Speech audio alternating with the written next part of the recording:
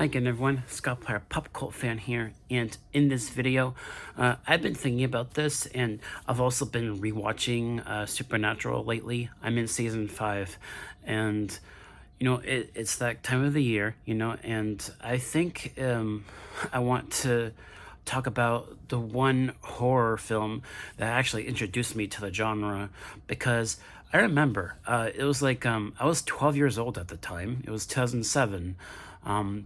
And the movie that I'm going to review for this video is The Reaping. Now, going into this review, a little bit of history about this movie, actually. This movie was actually filmed in 2005 and was meant to come out in 2006, but was delayed to 2007. So, kind of a bit of a awkward filming and release timing for this movie when it came out, because it was filmed in 2005 and was meant to come out a year later, but then was delayed to 2007. So that's interesting. And also, one thing I was looking at when I was doing research for this movie, for this review, I found out that this movie was released on a holiday, on a biblical holiday, Holy Thursday.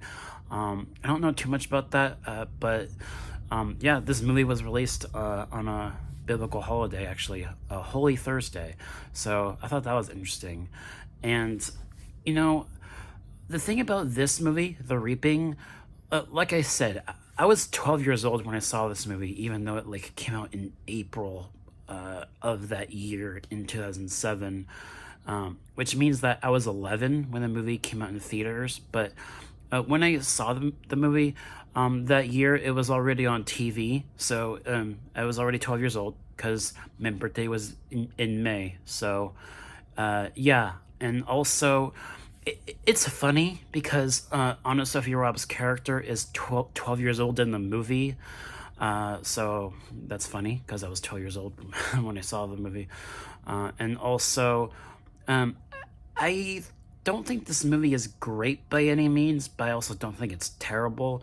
I think, because, the subtitle of this movie, What Hath God Wrought, it definitely, the story, the premise of this movie is essentially like a biblical plagues, and like blood rivers, lightning storms, falling dead frogs, things like that are all these different biblical events happening around these characters that you're following throughout this film.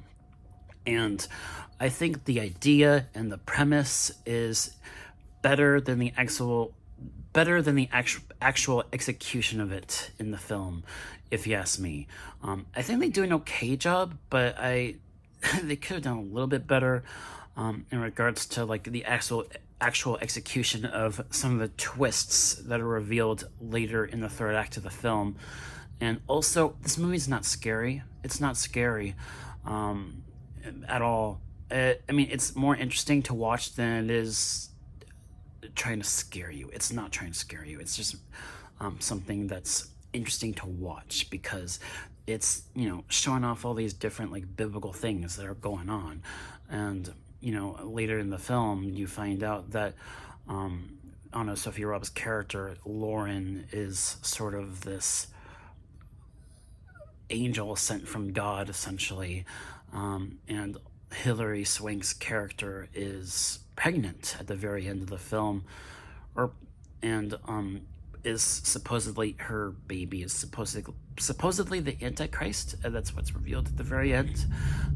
So some spoilers here for what happens at the very end. And I think, like I said, I liked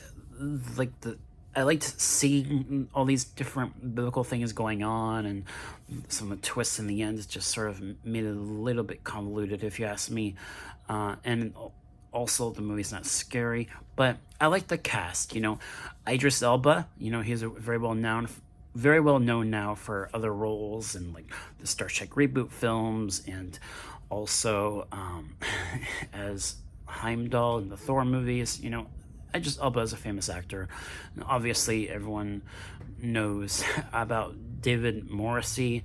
You know, he is a lot more well known now for his role as the governor on The Walking Dead.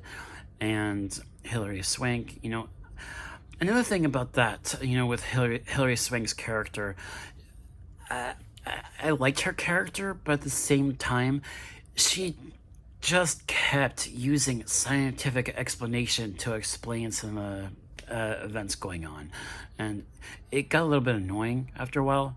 Rewatching this movie last night with her character, so there's that too. But she's still a decent character though, and also, you know, AnnaSophia Robb's character is the little girl Lauren, and what they do with her character, they try to make her out to be sort of like a creepy little girl that's responsible for all these things going on in the town, but you know, then it's revealed at the very end.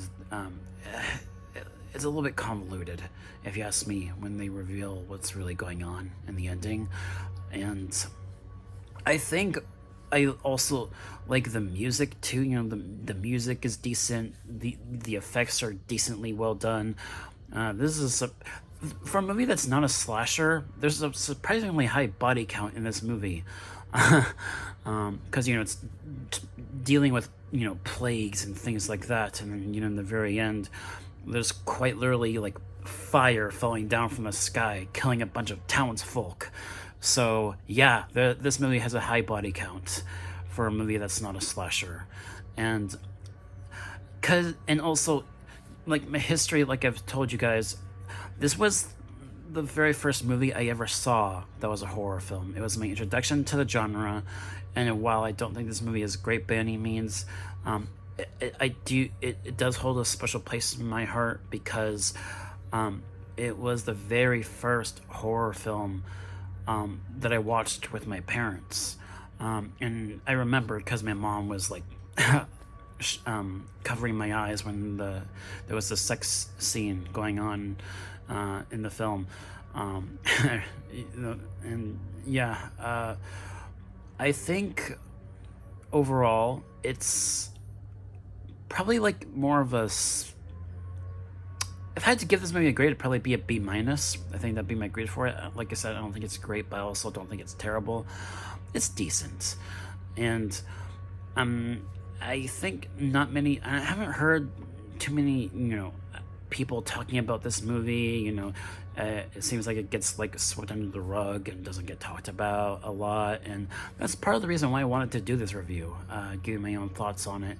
And I just I really did grow up with AnnaSophia Robb. I really did, as an actress, because I watched all of her movies growing up, and each of her movies, just, you know, they all came out at times of importance for me, because of Winn-Dixie. That movie came out in 2005, and I remember reading the novel in my 4th grade English class, and my mom bought me the DVD, and because I was invested in the story because of reading it in class. And then, you know, 𝐦𝐵𝐿𝐵𝐿 came out, and my dad had it in his classroom, and he gave it to me, and then for my birthday. And then also this movie, The Reaping, I saw it with my mom and my dad and my sister for the first time when I was 12 years old. So, and also, you know, Race to Witch Mountain, you know, all of these movies, like, I grew up with all these movies, and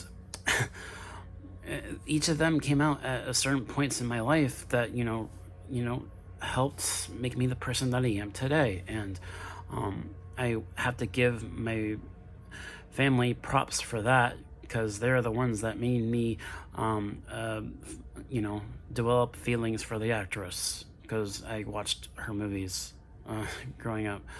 So yeah, and just all my thoughts about The Reaping, and how the movie has sentimental value for me, even though I don't think it's great, and I really enjoy it.